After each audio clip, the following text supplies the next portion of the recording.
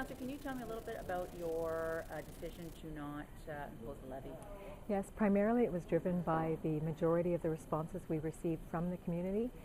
We had 6 public meetings. We had comment cards that people wrote at those meetings. We weren't asking for people to stand up and indicate how they felt. We were asking them to write it down so they would have a measure of anonymity, but we would also be asking for their name and address so we could be sure they lived in the ward and they hadn't voted, 1,000 times in the other way. So through emails, those comments, phone calls, yeah. How many people did you hear from?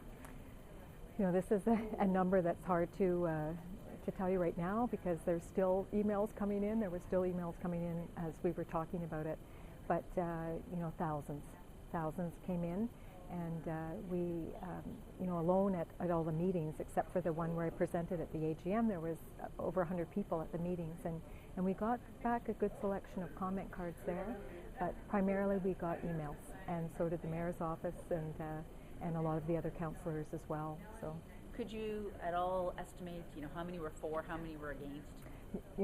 I don't know, but it's probably about 3/4 that were against, and for various reasons. So there were some people that just weren't interested in a park, and the levy didn't even enter into it. I have parks. No, I don't need this park. I'll never go there.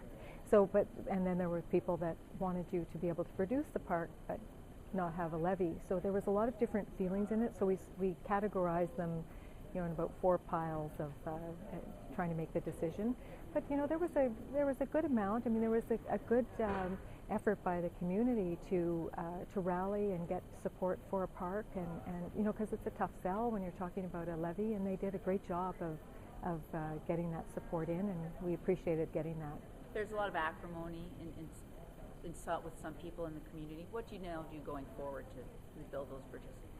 I think we need to get the best thing out of this site. I think we need to highlight the fact that we have 40% of public land on this site, the most beautiful sections of this site, and we don't have to pay anything. None of the taxpayers were affected.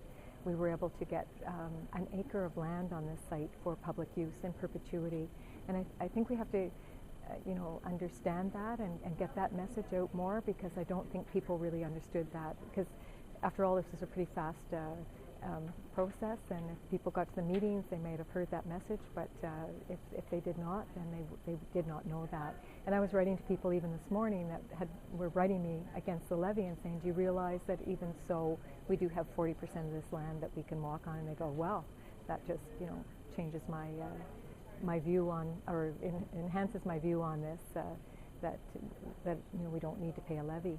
So there was a lot of different feelings, and I think as we get more information out and deal with this, the one good thing when I look back, it was a great dialogue. We had members of the community with very different viewpoints coming to the same meetings and being able to have a discussion, and that's worth it at any time to open up that discussion.